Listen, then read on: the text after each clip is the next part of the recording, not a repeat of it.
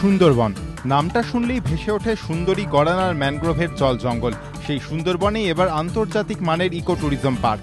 ৯৯ acre জমিতে PPP মডেলে সেই ইকো ট্যুরিজম পার্ক তৈরি হবে ঝড়খালিতে। পরিবেশ নষ্ট না করে তৈরি হবে 5 star resort, hotel, spa, swimming pool, coffee shop থেকে রেস্তোরাঁ।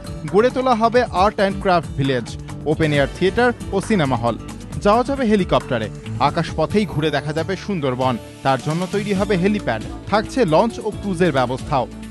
না, সরকারি উদ্যোগ না, এটা বেসরকারি উদ্যোগেও হবে। আমরা বেসরকারি যারা সংস্থা যারা এগিয়ে আসতে চাই, ধরুন ক্রুজ যারা আছে বা হোটেল বানাবে বা আরো সুন্দরবনে অনেক কিছু করতে পারে, তাদেরকে ওয়েলকাম জানাচ্ছি।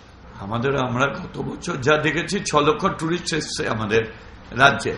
সেইটাকে আমরা কিভাবে 10 লক্ষ করা যায় তার দিকে আমরা নজর দিচ্ছি।